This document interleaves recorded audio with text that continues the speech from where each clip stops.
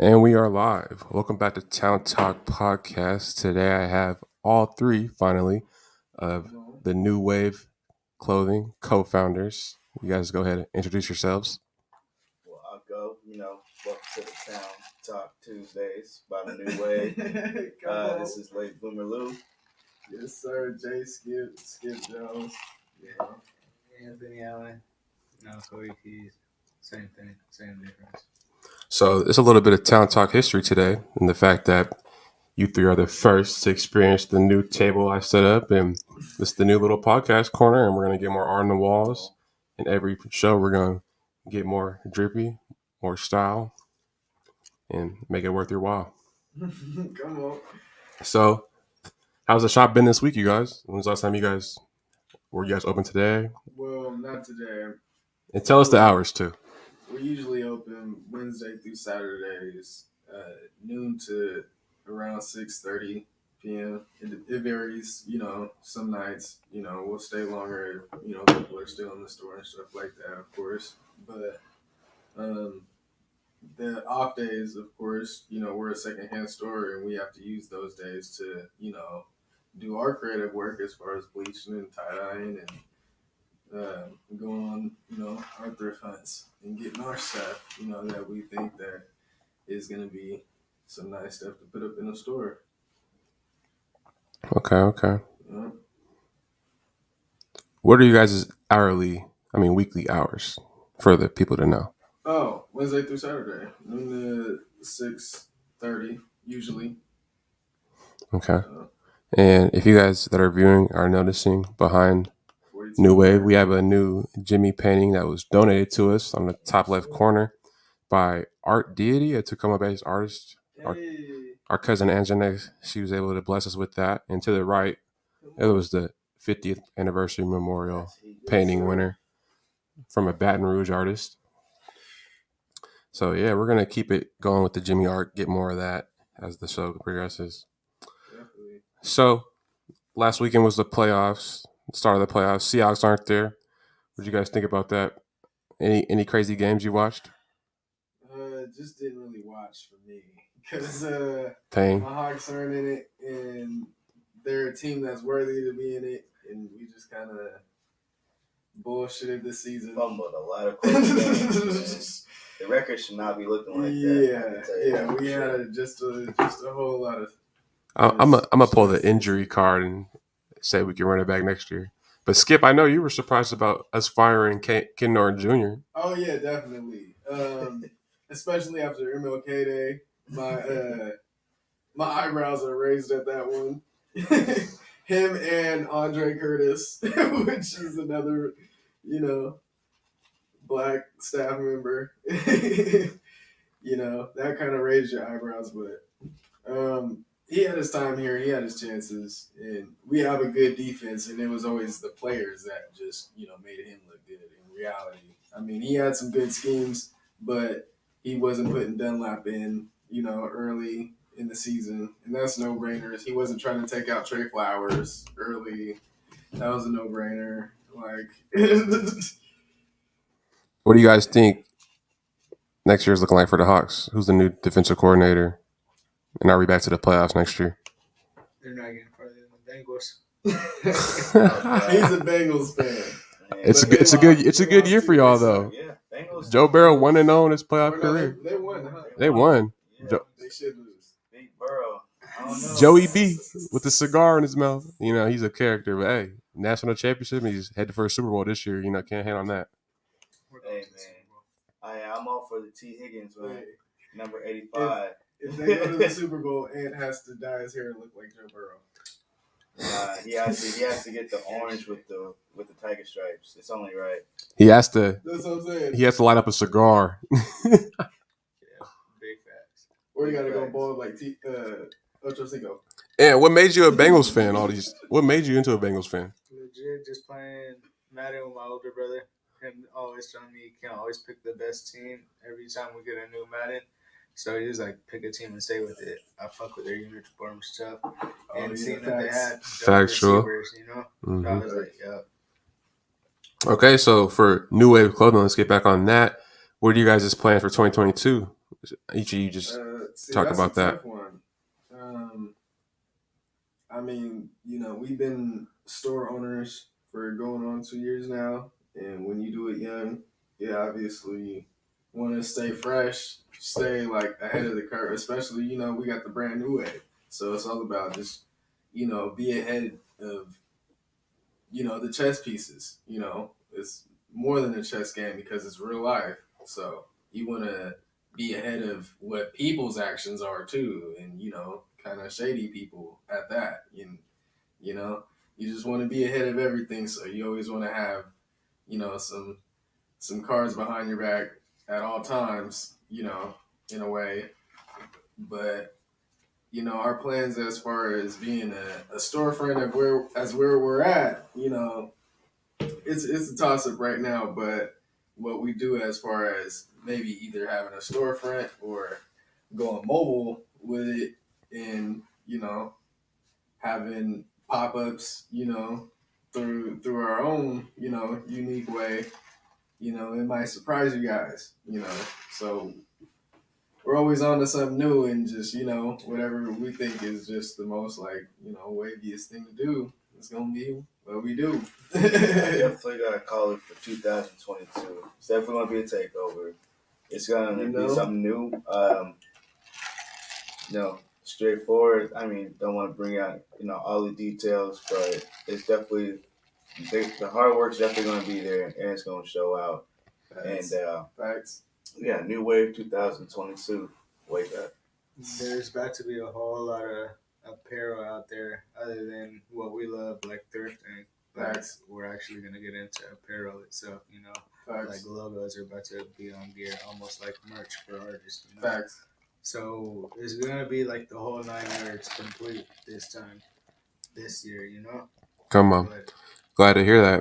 And what do you guys feel about like other like Seattle clothing like creators maybe like supplying you with their clothes and having like, sell them through the shop? Because I feel like that's always been what New Wave's been about. Exactly. I mean, shoot, of course we have a small space, so it's not easy to bring other companies or like other brands in and have that space for everybody. But at the same time, we do want to have everybody to get that space, and we do want everybody to get that spotlight. Yeah. And we do want to be that place where if there's going to be a drop or a pop up, us or places like Aisle 4, like those should be the places, the community hubs that people should go to if they have a creative idea and they want to bring it out, and they just need people to help support them. We're always here for it. But yeah, I mean, I think collaborative work is what we really want to get into. I think that's the big thing for 2022, just to show the unity in the community, and like, yeah, I think we could all go up. I think we could all win. I'll be all win-win situation for everybody. Yeah, definitely. 'Cause I feel like, I mean, you guys are definitely the first ones out here, Black-owned clothing store. So I'm just like, it's very progressive in our community for real. And right there in the town, 4200 Randall Avenue South, pull up on New Wave Clothing, get that drip. We all got it. You need it. Come on. Come on. They modeling it. Come on. Hey, you see always at all times. Come on. Come on. Come on. Yeah, in the pants too, man. And the vintage stuff. Anything vintage, that's us. Come on. It came from the store. It came from what we thought was, was nice. What we thought was cool. What we thought was, swaggy. Come on. Wavy, And so, last time we kind of talked a little bit about how Skip and Lou met. How did you guys meet Kody? Man, he can tell you the story about how he came up to me. All right, come on. Himself off of saying he's seen me at the party. The yacht club party, we was kicking it. All crazy lights being way too packed, just South End days before niggas really knew each other for real. We was out just trying to have fun, honestly. And I was at the point in my life where I literally just wanted to do that. So went to this party solo. Didn't see too many people that I'd really talk to. Seen a couple bros, and then seeing John was like, bro, Your fit's sick. Let's link, bro. Let's put it together. That's where it started for real. Just a random ass party, bro. And just that respect of being able to tell someone, bro, I like that drip you got. You feel me? And literally, it went from there to like that was like the flashback, but where we like hung out and like officially like met, and we knew we were gonna like see each other again was first day of football practice where I came type shit, and then Ant came over and was like, "Bro, you remember me from the yacht club?" And then that day he pulled up to my house and we were downstairs chilling, and it was just like that every day after that. Like, And that was football for Inter Beach? yeah. All right, cool. Yeah. Come on. So the city's changed a lot in the last couple of years. A lot of gentrification. A lot of the areas we've known growing up, they don't exist no more. Like, tell me, like the areas that you guys miss in Seattle that have since been gentrified, changed, and not the same as they once were. It's a lot to start from, you know. I mean, Ed could tell you specifically because he lived in Seward Park, and I mean, I remember that place back in the day. Like when I was a kid, like it wasn't so bougie as it is now. Like it's super bougie now. Like we always knew it had like bougie potential, but it was like wholesome back in the day. It was more like family oriented. Like a lot of families like lived in Seward Park. It wasn't a lot of like this new box cutter house people, That but that's like what's really like the change of times is just there's less family homes. Like they're making more apartments and more of those pillar homes. Yeah, just mostly at public housing, like condominiums, all that. But they're making it really like cheap novelty. luxury. Cheap luxury, like very novelty housing. Space Yeah. is gonna squeeze it in. But I mean, me coming from the Central District, for me, it's a crazy change. Born and raised 29th and Howe, right in the valley, and like, I mean, just walking past up and down MLK and passing through Cherry like every day, just to get to school, whether it's MLK, Leschi, or Garfield. It's definitely a big change. Like, I don't think the neighborhood really changed until I say went off to college. About after freshman year, the city was through. At least the neighborhood that I knew was through. It was gone. But I mean, I went the same block that I lived on. And we went from like all black neighborhood. I mean, my neighbors were black from both sides, left, right, front, back, and I mean now today, yeah, it's crazy. It's $2.5 million condos right next to my house now, which is just bonkers. Not even, I can't even tell you that's over 1,200 square feet. Like it's tiny, but it's just hella expensive because it's just in the area, the right area. Yeah. I mean, it truly is the heart of Seattle. Like dead dab in the middle, and the South End is technically the South Central, like the South Central of Seattle. So I call it so different like now. But it's crazy. It's definitely crazy. Yeah, the true South End is like. And really, that's the biggest question. Really, like Skyway is the true South End. Yeah, I mean, you're talking about deep South, South Seattle, like Rainier Beach that'd be right before Skyway you get to is the real South End.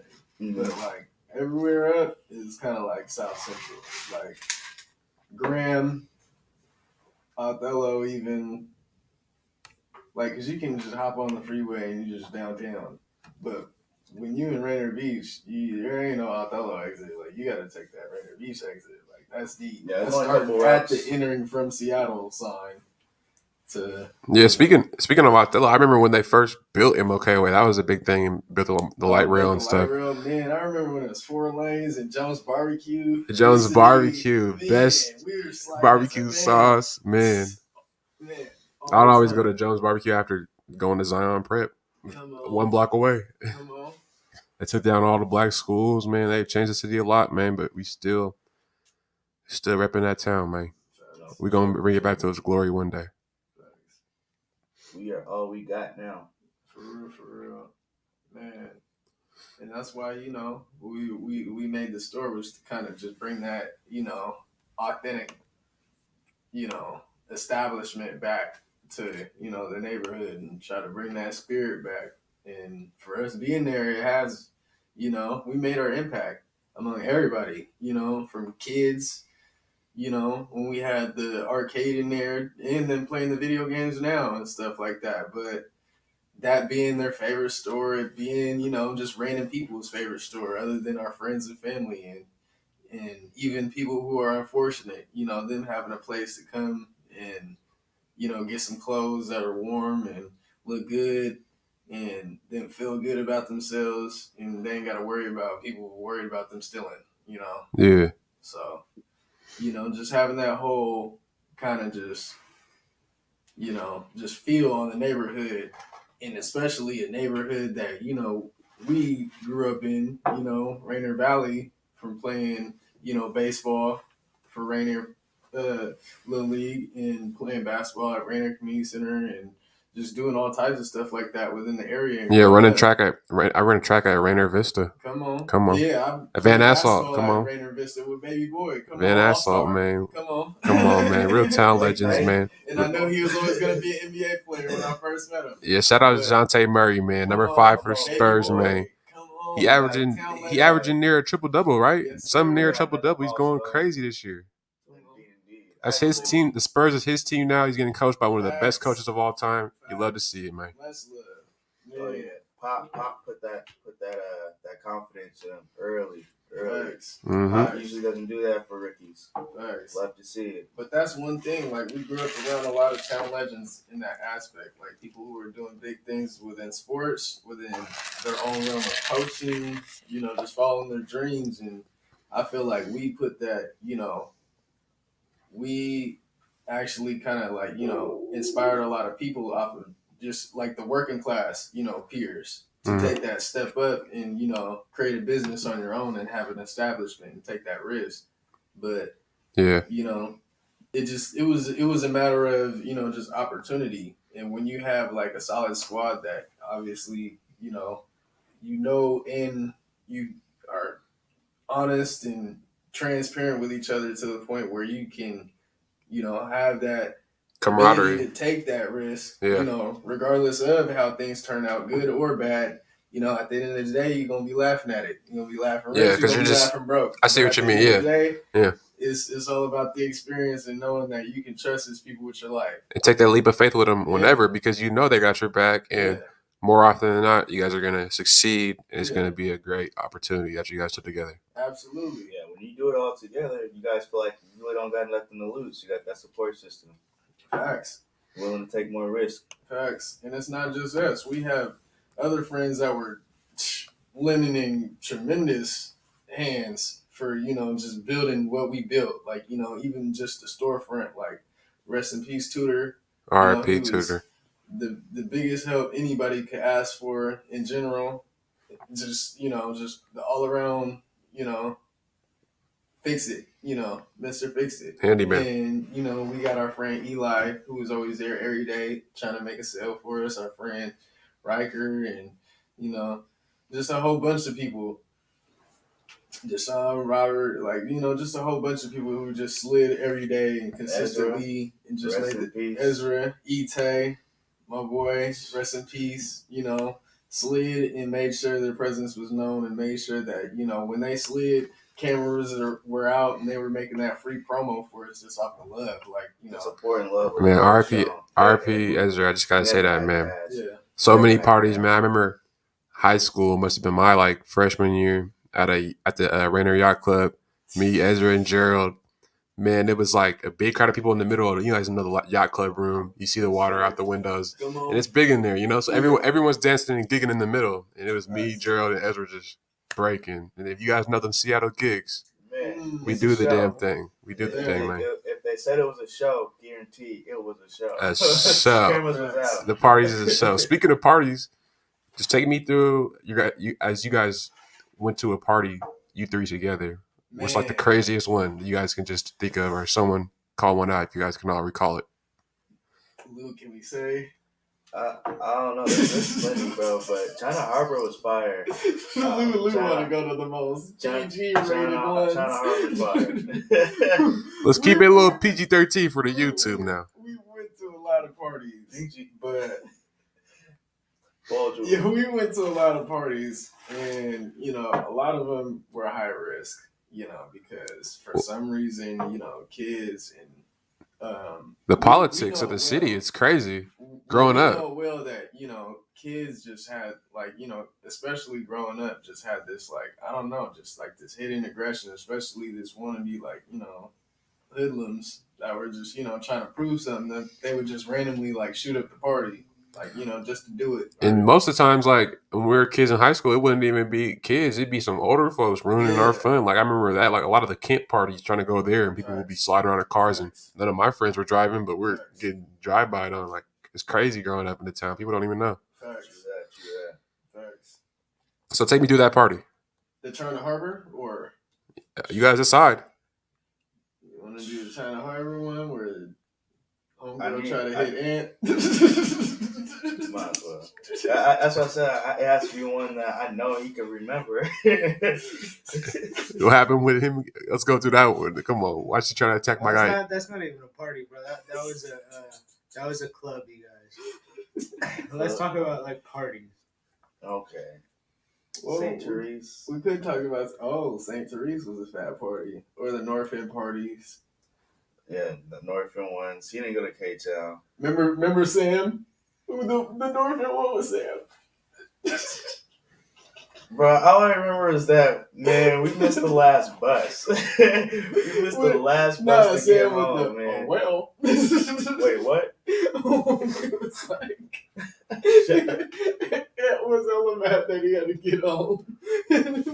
Talking to the mic, mate. Talking to the mic, mate. It was super. All right, so first of all, it was this North End party that we consistently went to. It was our homegirl's house, and she always threw parties. And she kind of we were the unofficial promoters, but we were basically when we showed up, all eyes were on us because we basically got the party started.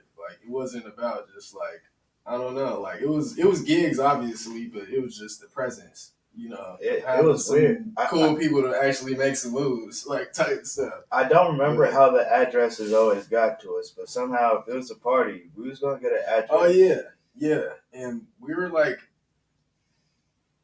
obviously not the creators, but we were the promoters. No, I'm saying we were one of the people, we were the type of people who influenced the elite projects. When that first came out, that was off of the parties that we were going to, and off of the network. It was our friend, from going, not even our real friend, but just a dude that just we met going through parties that was just trying to put us in this group. But yeah, we're in this group, elite projects, with 40. Yeah, at the time it started with 30,000, went to 40,000 people, off of this party that, especially blew up from that I had at my house, and it turned into, of course, tragedy and stuff like that. We all were there, facts. but we were young, and we threw a Project X type party. We called it Project Z, and we try to clear people out, but there was over 700 people there, and this is at my house. It was crazy. Yeah. You guys built a stage. We built a whole stage. Built a stage in the backyard. Performances. The DJ was raised up super high. It was very crazy. And we kept it contained. That's what's crazy. You guys did, and I just vividly remember I don't know why I was there. I was in middle school, but I vividly remember Lou and Skip back to back breaking. Oh yeah. After break, after break, after break. Had a lot of fun at the whole party. stage, Once I realized that was full of people just dancing. And then off the stage, people were dancing. Man, it was crazy. Yeah. But we were only 16. Yeah, you had Kody. You had the long hair back then, right? A little bit, yeah. The kind of long hair. Yeah. Man, that was movie, but man, crazy times. That was crazy. But rest in peace, Sherry Saw. It was just the power went out, but there were so many people there that just wanted to linger there, and I was trying to get people out, but of course I was young. Like there was people who were just allowed. They were my brother's age too, so it was like a combination of my brother. He had just got booked like right before the party even started. For Like, beefing with his girl, right? Yeah. Something like that. Yeah, they both got booked. It was just a whole situation. They tried to book my dad too because he got pushed. It's just a whole mess, you know. But you know, it was all on me, so it just it weighed on me. But you all we can is just grow from that situation and know to do better and tell people, of course, better and learn from your mistakes when trying to have like things like that, especially that want to to that degree have a lot of people, especially at your residence, that be mindful of the risk that can happen. The risk that can happen. You never know what's going to happen because you can never control that many people and know what their mind's going to be like. People out, we kept them out for the entirety of the party, and the party, got shut down because the power went out. We just partied too long, and it was around like 2:30, 3 in the morning, anyways. So people just wanted to linger, and longer people linger, the longer people think that certain people are still there. Yeah. And it happens a lot in Seattle, to be honest. It sucks. Shoot, even when we were young, we were doing promoting for gyms. The gyms parties was crazy. It was active, and then it converted to the all city parties. So when the all city parties came out, it was just chaos. Man, I remember downtown. Down at the Seattle Center. I forgot what building it was. Oh, but they rented out. They rented out. Yeah. Were you talking about gyms originally? Yeah, or when it turned to All City. Oh, when All City? No, All City was different. That was from Boys and Girls Club. They threw All City, and that was at the exhibition hall. That's where gyms threw the last one, where the crazy shit happened, and there was that pile of people. Remember? Now that's crazy too. We can talk about that party. All right, this is the last gyms party at Seattle Center. Remember at exhibition hall? I know the venue. I've been there multiple times. I'm saying that was the one it was huge. Like we actually were. I'm not even gonna lie. We actually made money for the first time off of being promoters. Our lists were stupid fat, but we had over like 2,000 people there, 2,000 kids. Like we developed that network of being like promoters in high school, and we just kind of used it not only for our of course party just knowing abilities, but for our own just like personal reference. So like even though we ain't gonna be close in touch and stuff like that, you at least know of me, and you know that I'm this type of person that I'm good people. I know that's you're what good I'm saying. People, so but never cross that way. So respect that. I'm someone to that's good for it, like to support. Mm-hmm. Like you got my support back, type thing. Yeah. Wait, so you guys were getting paid to bring people to parties at what age? This is like 16, 17. Yeah, they know what they were doing. 15, 16, 17. I mean, people that created those parties to 18 because we came back. We had that last one at China Harbor. They know that kids 16, 15, 16, 17 are always looking for a place to go to a party. So, their claim was that we got a space for, you to bring your kids here and go party. Safe, quote, safe. So, quote, unquote, safe. Yeah. I mean, come on now. Like, if you knew for a fact there's a party that you have access to get to at the age of 16, you're sliding. You're going to slide. That's a fact. How much you need me to pay? Like, if my wallet's open, I'll ask my parents for some money if they got it. Like, it was almost a party every weekend in high school. I'm not gonna lie. I was just about to say that too. Like, every weekend. I'm not even gonna lie. The VFW was like almost every single weekend. VFW the Renton VFW was crazy, and also the Renton Masonic Hall. Yes, I know my boy Enrique threw some crazy parties there. What you know about the Masonic Hall, Lou? Come on. If it's the one that you're thinking of, I'm thinking it. I'm guessing it is because it was like a church or something. I thought it was like the 5-star lounge or something like that. It might have been the Masonic Hall. But I think right across from RHS. Nah. That's the you're talking about the new Holly Masonic Hall? Nah, that's the wash. That's like the music hall, right? It's called the Masonic Hall, but it's not. That's not called Washington. There's like There's you like talking a about the one- music hall. Remember who they used to throw parties in there, and it's pretty fat too. In that hall to the left of Renton. You know what I'm talking about? It's right there next It's to like- Chase Bank. Yeah, Directly next to Chase Bank. Yeah, right next to Chase Enrique Bank. threw all of his parties there. You know, remember Enrique? that's like the He was music a hall. little bit older than me, so yeah, for sure. Bro was dumb old. Yeah, throwing parties. His brother was Chico, right? His Chico was older than me too. Yeah, so that's crazy, but yeah, so that's pretty cool. There were some huge parties back then, like crazy parties. I remember even going to that all white party with you guys and Rob Calloway over at the Red Line. Oh, Oh, man. that hotel red light. Oh yeah. That's what I'm saying. There's like party DJ after parties. Man, we party at an ice skating rink. What was that? Bedway? Where's the ice skating rink at? Oh, it was Addison's West? DJ Larry. Leroy. DJ Leroy. Yeah. Oh Dude, man, it's man. so much. So much.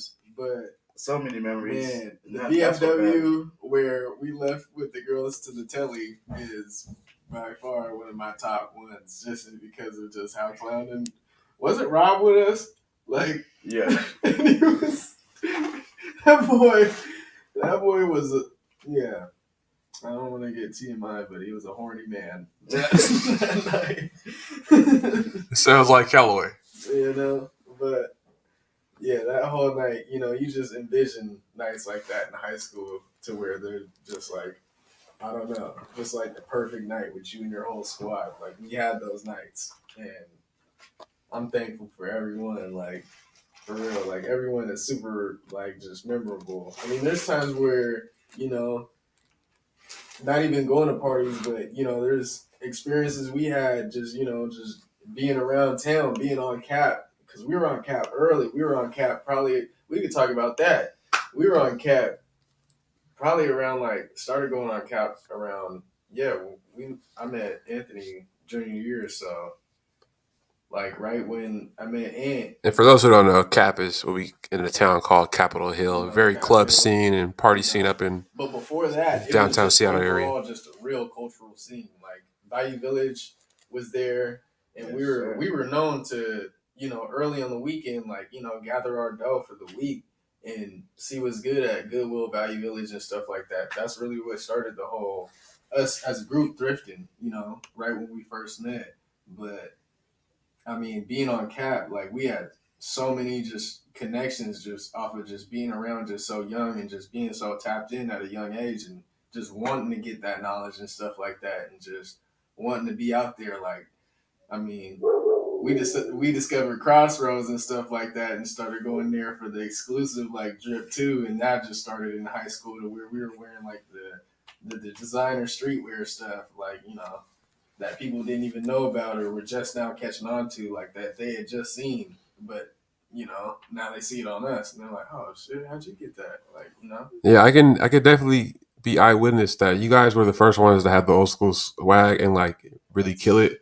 To where I feel like I was annoyed to the point. Where'd you guys get that? How'd you get this? Lou, where'd you get that hat?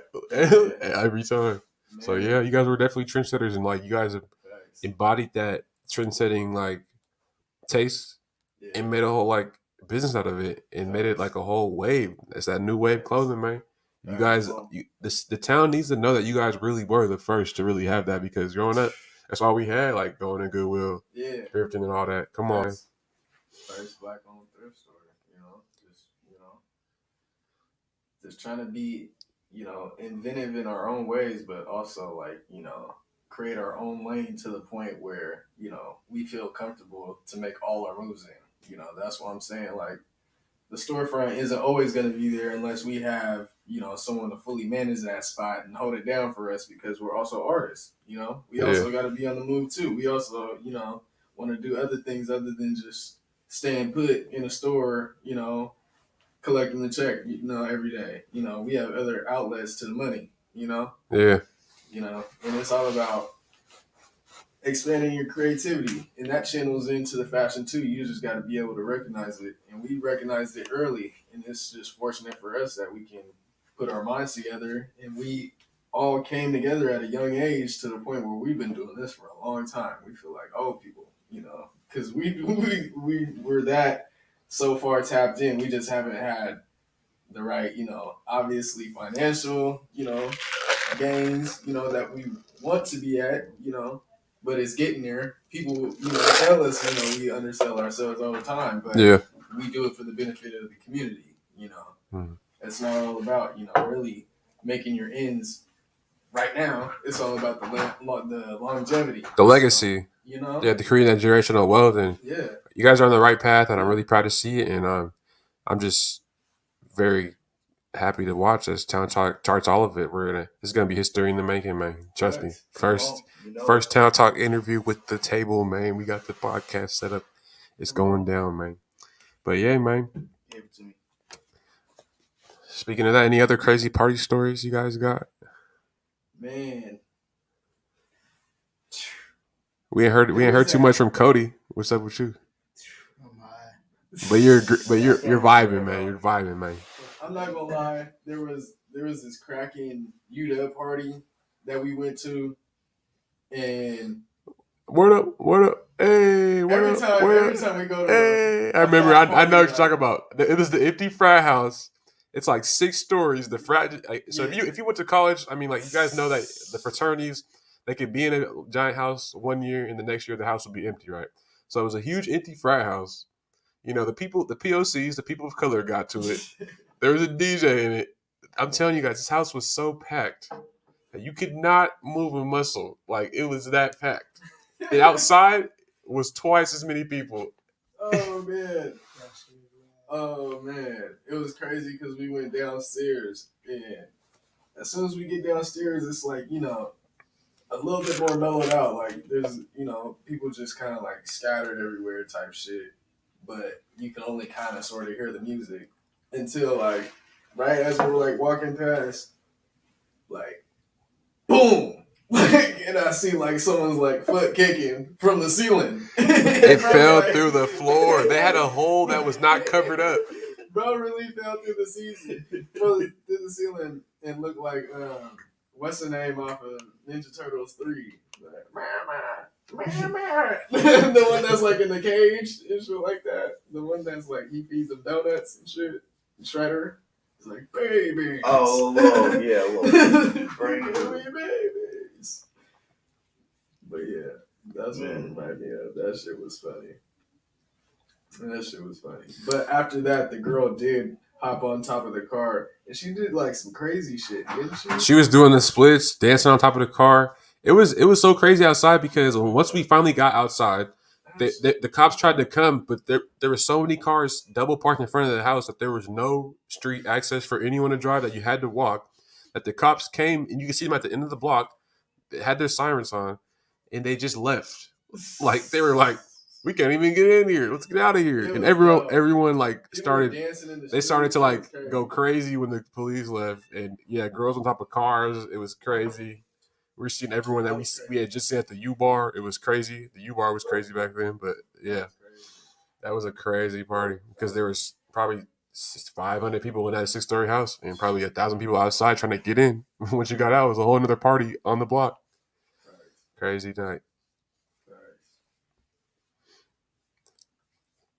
We can talk about future parties because I'm planning, my annual skip day, of course. I'm turning 27 this year. I want to honor Jimmy. Come on. Honor cousin Tyrell, RIP. Rich Rail, RIP. Rich Riley, town legend too. Real town legend, the heaviest to come through the town, man. So we're going to honor it by, just doing a 70s, old school theme. All about the foxy ladies and the peas, the real ones, come out and pop it, bring your mama because she invited too, Come everybody on. in their mama. Come on. For real. But we gonna pop it and we gonna, just try to bring the love back and bring that essence back to the community as far as a party setting, kind of setting the tone straight of what a party should be, rather than just some ratchet stuff. Everything don't gotta be ratchet. Shit can, be cool and smooth, and it's all about the love. And that's the reason why we have the ability to connect around the city and have that reach, and have that ability to go to people who are Crips and people who are Bloods and stuff, and have that same love and be good everywhere. That's facts. Everybody Good everywhere throughout the city, all the real, districts, real all the recognized sides. You Yeah, know? We're not even affiliated. You know, we've never been that type of people, and people have seen that from the jump. We've always been true to ourselves, and Yeah. people recognize that. Like real recognize real. So, you know, it's all love. It's all about trying to give everybody a platform, everybody the just the chance that they deserve to actually prove who they are. Like, you know, everybody deserves to have that feeling, like that fulfillment to themselves, to where they feel like they have that equal stage. You know, nobody wants to feel like they're being blackballed from the city. Nobody wants to feel like, you know, people aren't really listening to them. Like, you know, I'm hearing everybody, you know, and I fuck with everybody. You know, the town got some crazy artists. Like, shout out to all the Seattle artists. Everybody's making waves. Like, everybody. you know, went to school with most of them. You know, Maka, you know, Quay Hurt, shit. I mean, Derek, Mafi D, like, bro, you just, you know, grew up with these people and you have so much love for them because you've seen them grow as an individual. You can see it through their music, through their creative art. And, you know, I'm just, man, mad love and respect for those people because, you know, they're still consistent in that grind and staying out the lane that they could, you know, be in, to where could be just known only for doing, you know, criminal shit, you know. But, you know, they're making something positive for themselves. And, Yeah, we have to notice, and we have to. You know, we've lost a lot of town We artists. lost You know, many town artists due to these the chance corny beefs from these areas, and it's that crabs in the barrel mindset for Seattle, and we've lost so many people from that, and we gotta help each other get out because right now no one's getting out, and this is why we're making a Town Talk podcast. We want to help these people get a spotlight while they're here, hoping they can be here forever. Like all of our legends in Seattle have passed away early, from Jimi Hendrix, all these beautiful people, and we just need to keep that network going and spotlight them now so people can see them while they're here and give them their flowers now. Give you guys your flower. Kody Codename, like your music's heat. Little Stunt, going crazy. Jay Skip, Class Clowns, going crazy. Come on. Gotta give you guys your flowers, man. New Wave Clothing, legendary. This has been Town Talk Tuesdays with New Wave. Hope we can get these guys in here every Tuesday. Oh, that'd be crazy. Thank y'all for tapping in. Any closing words from the co-founders of a black-owned business? Appreciate you for having us, of course, bro. It's a blessing to be here. It's a blessing that you guys are here, man. Town Talk all day, every day, but we here on Tuesday. Come on. Come on. All right, y'all. Hendrix Dynasty, but we building the legacy. All right, man. Hey, y'all. And if y'all vibing, get to the subscribing. We out.